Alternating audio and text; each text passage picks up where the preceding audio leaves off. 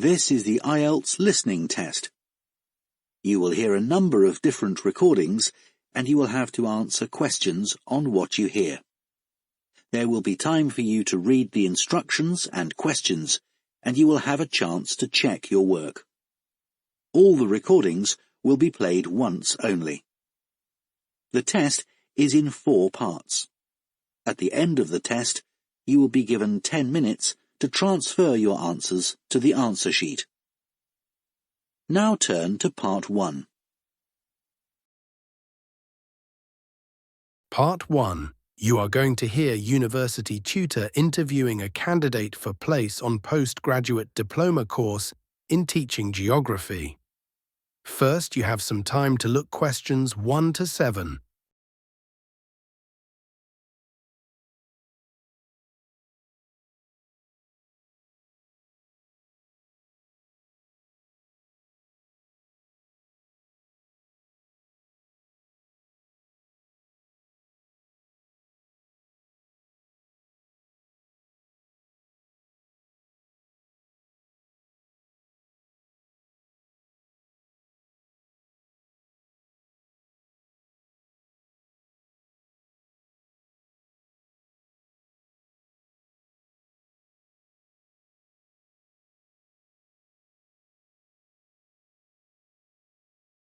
Now listen carefully and answer questions 1 to 7.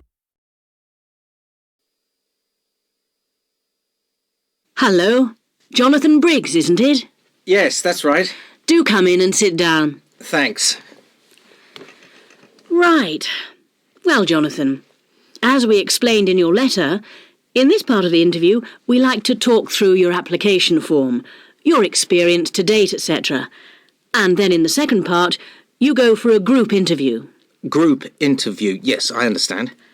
So, your first degree was in economics? Yes, but I also did politics as a major strand. And you graduated in 1989. And I see you've been doing some teaching. Yes, I worked as a volunteer teacher in West Africa. I was there for almost 3 years in total, from 1990 to 1992. How interesting. What organisation was that with? It's not one of the major ones. It's called Teach South. Oh, right. Yes, I have heard of it. It operates in several African countries, doesn't it? And what kind of school was it? A rural cooperative. Oh, a rural cooperative. How interesting. And what did you teach? A variety of things in different years. I did, with forms 1 to 3, mainly geography, and some English with form 5. Then in my final year, I took on some agricultural science with the top year. That's form 6. Right. Quite a variety then. I also ran the school farm. How interesting. Before the interview continues, you have time to look questions 8 to 10.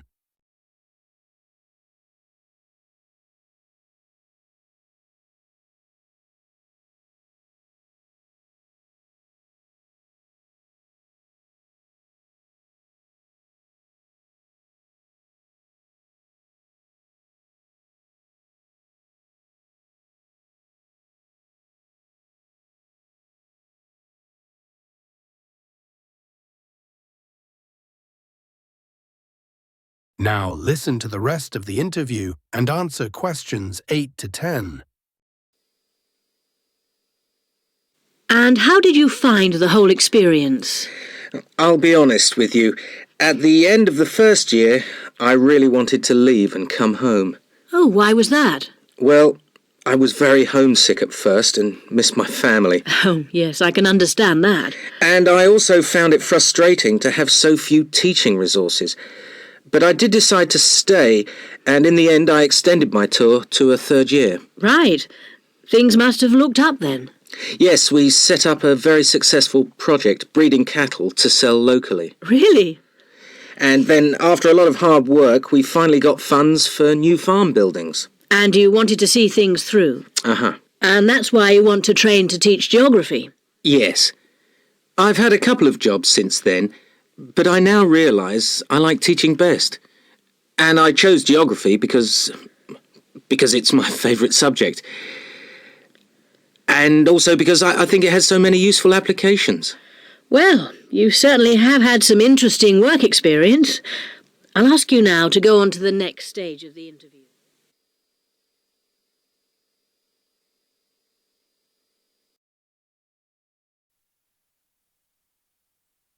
That is the end of Part 1. You now have 1 minute to check your answers to Part 1.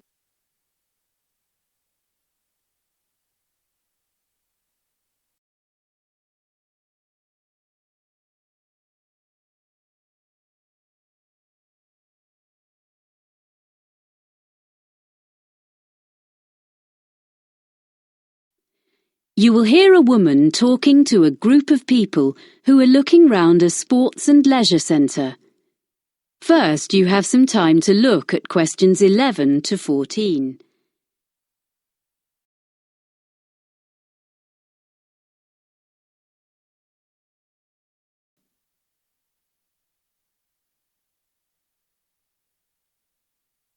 Now listen and answer questions 11 to 14. Ladies and gentlemen, I'm very pleased to be able to welcome you to Cityscope, our lovely modern sports and leisure facility. I've brought you up to the rooftop cafe on top of the stadium so that you can enjoy the view while I explain briefly what we have here and point out to you the major features of the site. Then we'll go round and have a look at ground level. Oh, that'd be interesting. I'm glad. We're extremely proud of this new facility. You see, when the project was first discussed, we expected that a multinational company would give us half our funding and the central government grant would make up most of the rest, with a smaller contribution from local business. Well, we'd got quite far into the planning stage when the multinational pulled out, and both central and local government decided they couldn't afford anything. So, we ended up with a beautiful project, a small amount of sponsorship promised by local organisations, and nothing else. We thought we'd never build it, but at the last moment, we had an amazing donation of several £1 million from a national transport company, and that got us going again. And we managed to get all the rest from local fundraising.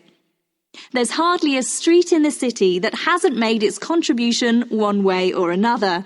So there's a true sense of local ownership here. So this is what we got. We wanted a new stadium because the 1950s football stadium is on the other side of town and is shortly due to be pulled down and built over. This site was the old airport, with some playing fields on one side of it and a few buildings from the 1930s when the airfield first opened. So, we were able to plan a new stadium with plenty of room for all the things people wanted. The playing fields have been upgraded and refenced, so they are now a set of top-quality outdoor pitches for amateur football, hockey and so on. We have both sports and other entertainments here.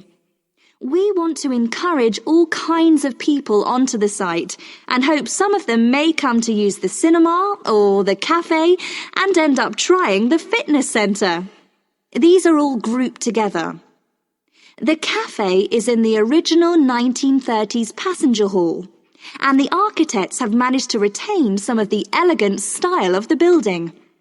The other buildings, like the control tower, which would have made a great feature, and the aircraft hangars, which we had hoped might house the fitness centre, were unfortunately not structurally sound enough to preserve. So, everything else is newly built, opened in 2010. Before you hear the rest of the talk, you have some time to look at questions 15 to 20.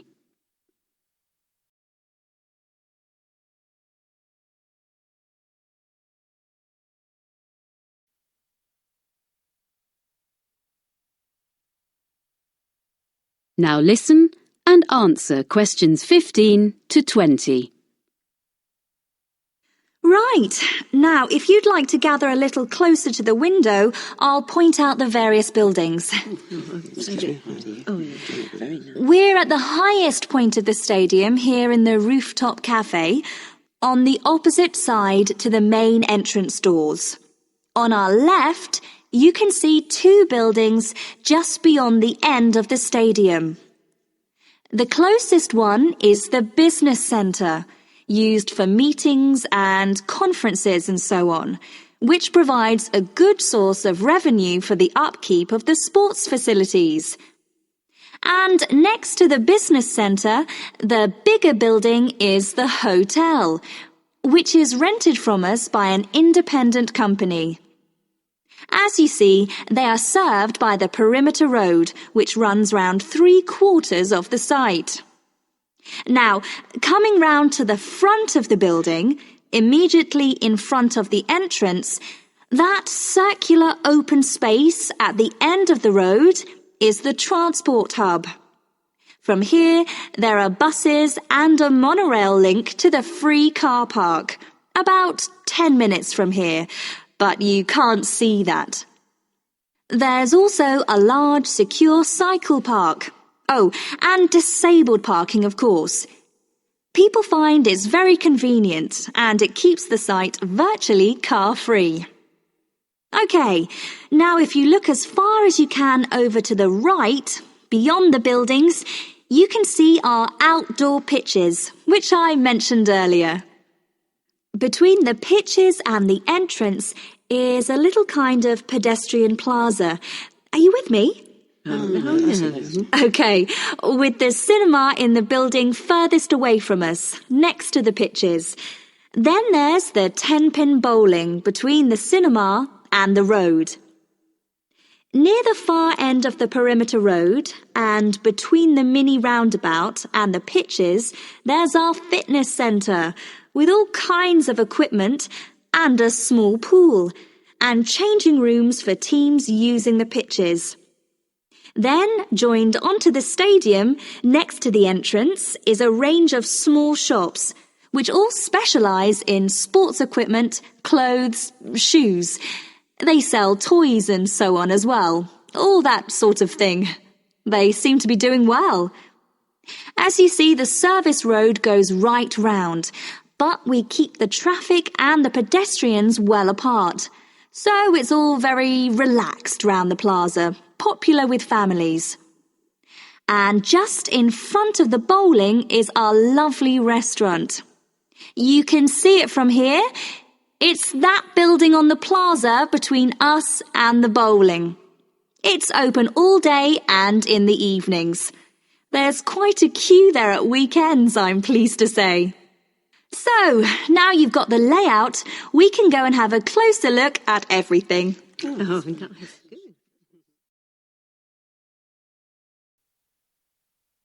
That is the end of Part 2. You now have 30 seconds to check your answers to Part 2.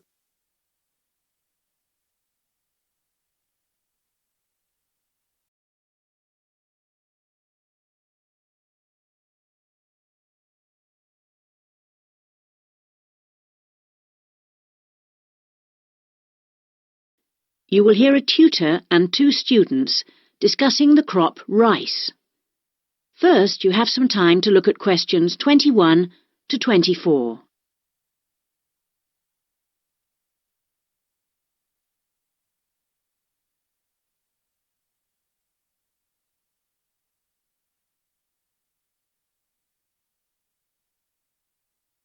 Now listen carefully and answer questions 21 to 24. Good morning, everyone. So, following on from our tutorial on European agriculture last week, Daisy and Eric are going to talk about the most commonly grown crop in Asia, which is, of course, rice. Eric, can you tell us what you've been working on? Yes, sure. We've been looking at the role of rice in a number of countries, how it's grown, ways of increasing production. As I'm sure you know, rice is the staple diet throughout Asia and, In fact, 90% of the world's rice is grown and eaten there.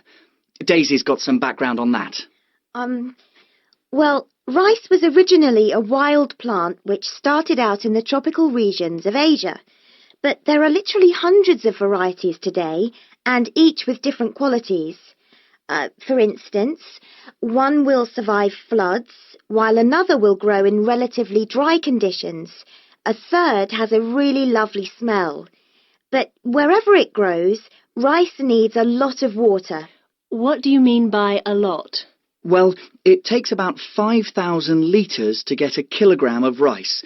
This can be supplied either naturally or by irrigation. And as most rice-growing countries suffer from unpredictable weather, including drought, water management really is the key. Research has become so important now that each rice-growing country in Asia has its own research institute. Whether we're talking about Japan, China or Bangladesh, and they're all coordinated by a group in the Philippines called the International Rice Research Institute. Interesting. Bangladesh, for instance, has been successfully using different rice varieties and fertilizers for 30 years. But because it's such a flat delta country, it's very difficult for the water to drain away after the monsoon season, so they need to find special rice crops that can survive the floods. And with global warming, the situation is more urgent than ever. Before you hear the rest of the discussion, you have some time to look at questions 25 to 30.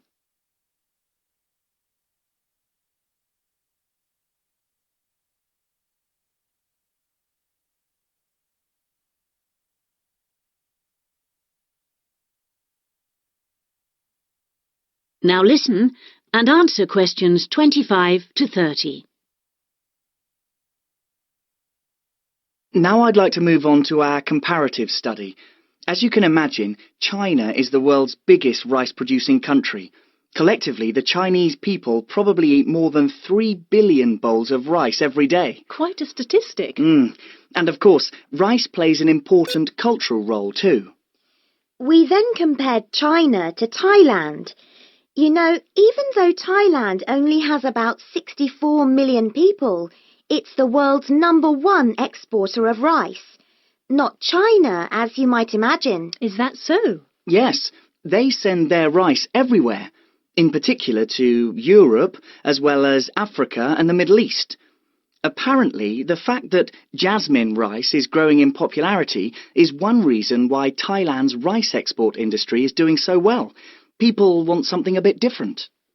And of course, Thailand is well suited to rice growing. Good climatic conditions and lots of fresh water. Going back to China for a minute, we should mention that at the Rice Research Institute in Huangzhou, they're working on ways of improving rice yields using less water. By yields, you mean the amount they can grow? Yes, they're trying to find ways to get more rice from less land, improve the taste, but also have other things in it besides carbohydrates so that it's healthier, better for you. Good idea, considering it's the staple food. And then you've got Japan, which is totally self-sufficient when it comes to rice.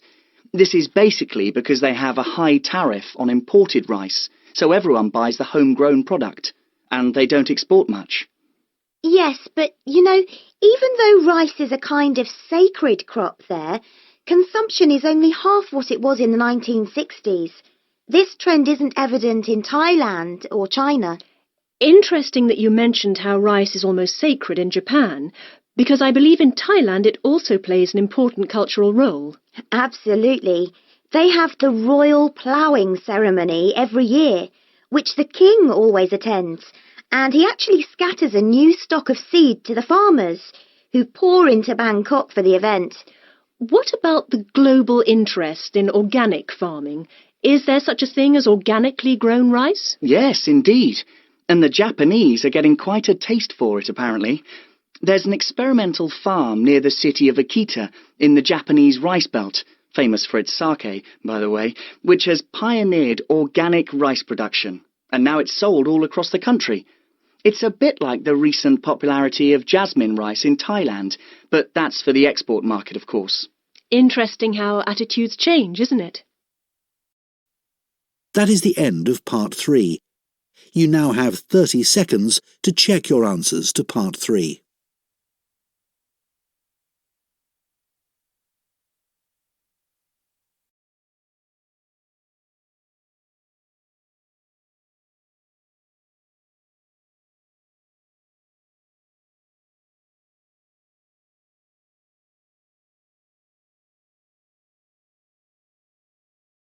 You will hear part of a lecture about the role of sleep in humans and animals. First, you have some time to look at questions 31 to 40.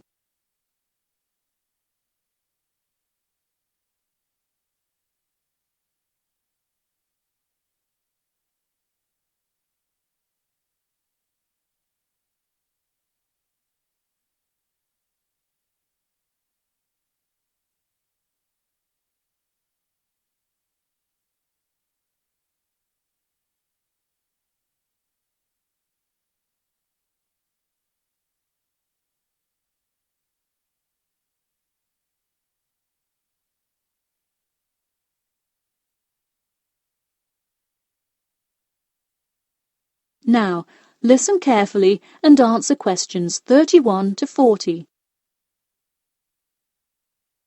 Good morning, everyone. In today's lecture, I'm going to talk about the role of sleep in humans and animals. Of all the biological processes in the animal kingdom, sleep is perhaps the most important. A human can survive for almost 2 weeks without eating, but did you know that 1 week without sleep can be fatal? It's even worse for animals, especially for those who must avoid predators. Without sleep, an animal is much less capable of avoiding an attack. This is the case for all animals, whether they are reptiles, mammals or fish. Let us look now at how different animals sleep, reasons for their ways of rest, and the potential problems they might encounter. In marine life, sleep must be balanced with breathing. For example, the dolphin must float to the surface as it sleeps in order to breathe. Like other large sea mammals, they keep one eye open and one half of the brain awake at all times to maintain some amount of consciousness required to breathe and to watch out for possible threats. They sleep with only one brain hemisphere in slow-wave sleep. Birds also have unusual sleeping patterns, mostly due to being constantly on edge in the presence of numerous predators. They usually sleep quite lightly. For example, Swainson's thrush, also called olive-backed thrush, is a medium-sized thrush that takes hundreds of naps during the day, each of which lasts just a few seconds. While migrating, migratory birds tend to function well on micronaps. Horses, on the other hand, do most of their sleeping standing up. Scientists think that horses developed their habit of sleeping upright as a defense mechanism, a way of protecting themselves against predators, and a standing position keeps a horse in a constant state of readiness to race away if danger should approach. Also, horses do occasionally take short naps lying down. Horses are heavy animals with big muscles, but their bones are surprisingly delicate, so lying in one position for a long time could well injure a horse. Just like humans, animals can also have sleeping problems. Dr. John Hendricks and Adrian Morrison from the School of Veterinary Medicine, University of Pennsylvania in Philadelphia, determined that certain diseases were primarily associated with the sleep states in animals. In their research, they emphasized that because so much in this area still remains unclear, animal models were very important for studies of sleep disorders. The physiology of sleep in animals is similar to that of humans.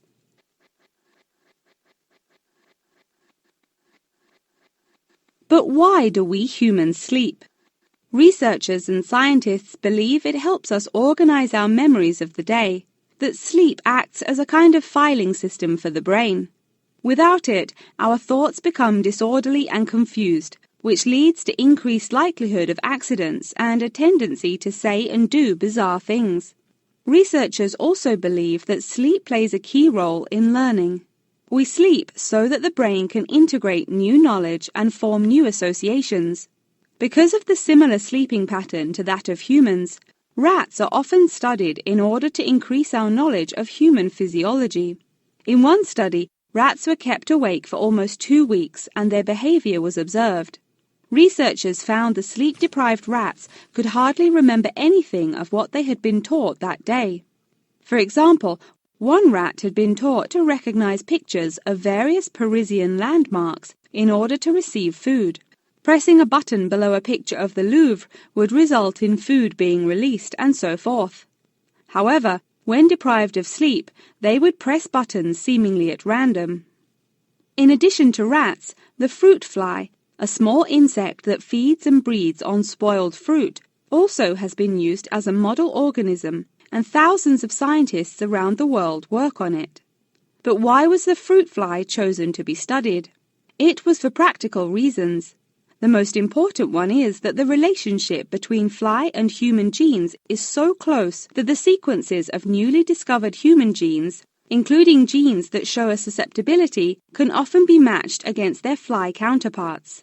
This provides an indication of the function of the human gene and could help in the development of effective drugs to help people with sleeping disorders. Therefore, many scientists today choose to study the genetic structure of the fruit fly, which could make a particularly important contribution to the understanding of developmental processes in humans. In conclusion, sleep is a necessary part of life, not just for humans, but for the entire animal kingdom. Now, I'd be happy to answer any questions you may have.